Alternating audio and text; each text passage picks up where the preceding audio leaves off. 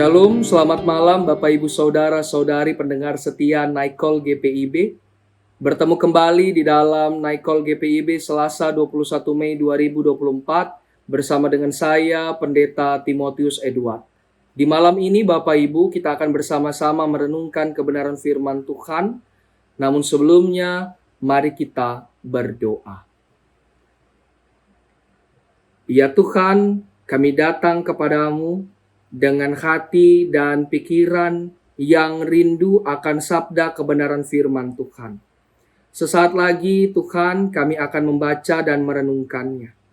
Kami mohon curahkanlah Roh Kudus-Mu atas setiap kami anak-anak-Mu ini, sehingga kami boleh mengerti dan memahami kebenaran firman Tuhan, dan juga kami boleh mengaplikasikannya di dalam setiap tugas dan tanggung jawab dan keberadaan kami.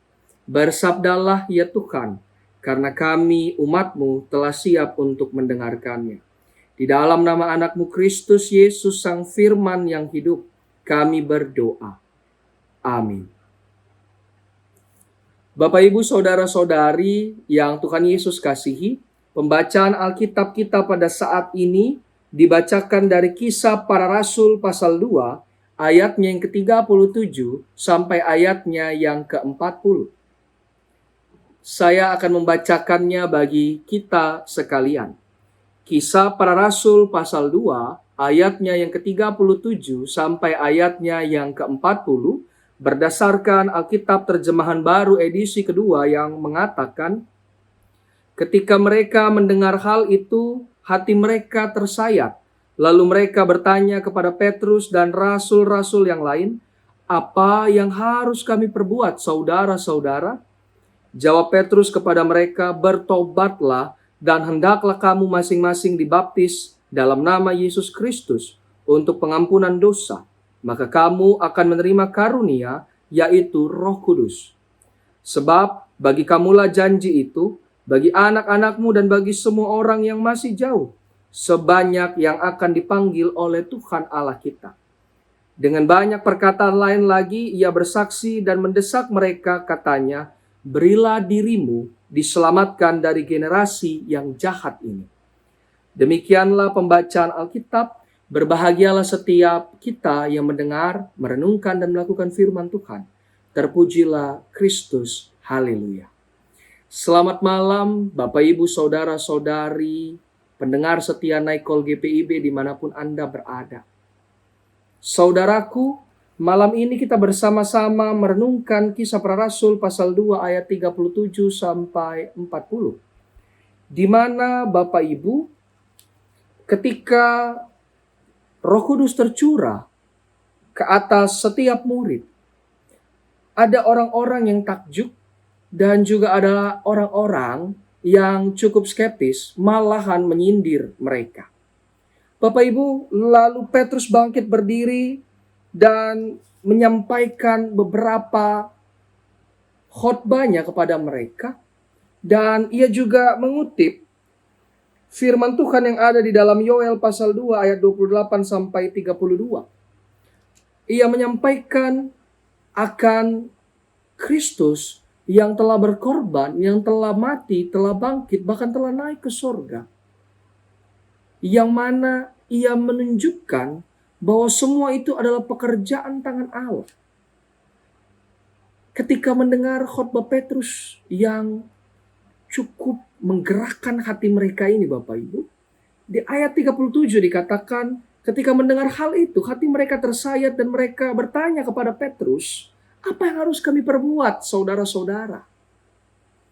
Petrus hanya menjawab mereka bahwa bertobatlah dan hendaklah kamu masing-masing dibaptis dalam nama Yesus Kristus untuk pengampunan dosamu, maka kamu akan menerima karunia, yaitu Roh Kudus. Roh yang akan menuntunmu, roh yang akan menolongmu menjalani kehidupanmu dengan perkenanan Tuhan. Bapak Ibu Saudara-saudari yang Tuhan Yesus kasihi, di saat ini kita mau melihat bahwa Petrus berulang kali menyampaikan kepada orang banyak ini, berilah dirimu untuk diselamatkan. Berilah dirimu untuk dibaptis di dalam nama Yesus Kristus. Di dalam nama Bapa dan Anak dan Roh Kudus. Artinya berilah dirimu untuk percaya kepada Yesus Kristus Sang Juru Selamat dan Mesias itu. Supaya engkau menerima karunia Roh Kudus. Supaya engkau boleh memahami dan mengerti akan tugas dan tanggung jawabmu sebagai orang beriman. Bapak, Ibu, saudara-saudari yang terkasih, tema perenungan kita pada saat ini berjudul Jadilah Pelaku Firman Tuhan. Bapak Ibu, jika kita melihat kata pelaku, ia memiliki dua konotasi. Konotasi positif yang kita akan lihat adalah pelaku seperti pelaku keadilan, pelaku bisnis. Itu berkonotasi positif. Sedangkan yang berkonotasi negatif adalah kita akan mendengar pelaku kejahatan, pelaku tindak kriminal. Namun kita harus lihat Bapak Ibu, apa yang dimaksud dengan pelaku? Di dalam Kamus Besar Bahasa Indonesia edisi ke-6 dikatakan bahwa pelaku berarti seseorang atau orang yang melakukan suatu perbuatan. Atau arti yang kedua adalah seorang pemain atau pemeran yang sedang melakukan suatu hal yang berdampak. Bapak Ibu, saudara-saudari yang Tuhan Yesus kasihi. Di sini kita melihat bahwa Petrus mau mengajak orang banyak. Tidak hanya ketika mereka melihat peristiwa pencurahan Roh Kudus yang dialami oleh para murid di tengah-tengah orang-orang Yahudi yang ada di kota Yerusalem. Petrus mau mengajak mereka untuk marilah beri dirimu untuk percaya, beri dirimu untuk diselamatkan. Tapi yang terpenting adalah beri dirimu untuk menjadi pelaku kebenaran firman Tuhan. Yang artinya menjadi orang yang melakukan perbuatan firman Tuhan. Perbuatan yang Tuhan ajarkan. Perbuatan yang Tuhan perkenani. Perbuatan yang Tuhan kehendaki. Bapak, Ibu, saudara-saudari, ada sebuah cerita mengenai seorang anak yang pertama, anak ini diajarkan mengenai buanglah sampah pada tempatnya. Dilarang buang sampah sembarangan.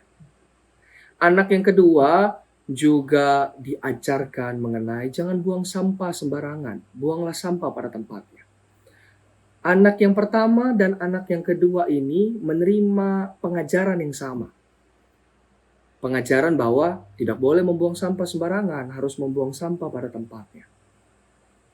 Lalu si anak yang pertama ini di sekolahnya, di rumahnya, di tempat ia bermain dengan teman-temannya, ia selalu ketika melihat sampah, ia selalu mengambilnya dan kemudian ia membawa sampah itu untuk dibuang di tempat sampah atau tong sampah.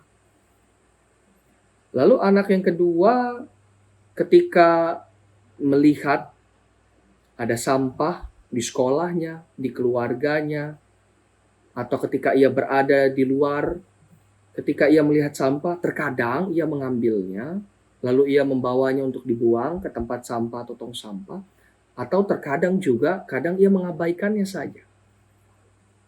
Nah, Bapak, Ibu, Saudara yang Tuhan Yesus kasihi, cerita ini mengingatkan saya, bahkan mengingatkan kita semua. Terkadang pengajaran yang kita terima mungkin berbeda. Namun kadangkala juga pengajaran yang kita terima sama. Apalagi jika kita berbicara mengenai pengajaran firman Tuhan. Terkadang apa yang kita dengar di dalam khotbah, apa yang kita dengar di dalam renungan, apa yang diajarkan kepada kita mulai dari kita sekolah minggu hingga kita ada pada saat ini, semuanya sama. Kita diajarkan untuk mengasihi sesama, mengasihi Allah. Kita diajar untuk hidup di dalam teladan kasih Kristus, kerendahan hati. Kita diajar untuk melakukan perbuatan-perbuatan baik. Namun Bapak Ibu, implementasinya, pelaksanaannya, masing-masing orang berbeda. Nah, firman Tuhan mengajak dan mengingatkan kita pada saat ini bahwa setiap kita dipanggil diajak untuk bersama-sama menjadi pelaku kebenaran firman Tuhan. Yang mana firman itu tidak hanya sampai di dalam hati dan pikiran saja, tapi firman itu terwujud nyata di dalam relasi kita dengan sesama ketika kita berbicara mengenai kasih. Terwujud nyata di dalam relasi kita dengan saudara-saudari kita di luar sana ketika kita berbicara mengenai tolong-menolong. Terwujud nyata di dalam relasi kita dengan Tuhan ketika kita berbicara mengenai kita mengasihi Allah, kita mempercayakan kehidupan kita kepada Tuhan. Artinya apapun yang kita temukan di dalam firman, di dalam renungan dan khotbah, kita mau bersama-sama mengatakan pada diri kita bahwa saya adalah pelaku kebenaran firman Tuhan. Yang artinya saya mau melakukannya, saya mau menunjukkannya. Jikapun saya harus mengajarkannya kepada orang lain, sebagai orang beriman, apakah itu sebagai warga jemaat maupun sebagai pelayan, mari kita katakan kepada diri kita, saya mau melakukannya sebagai cara saya menunjukkan kepada orang lain bahwa saya adalah pelaku kebenaran firman Tuhan, dan mereka juga diajak untuk menjadi pelaku kebenaran firman Tuhan di dalam kehidupan mereka. Maka menutup malam ini, saudara-saudari yang terkasih, mari katakan kepada diri kita, dan mari kita pergi menjadi pelaku-pelaku kebenaran firman Tuhan.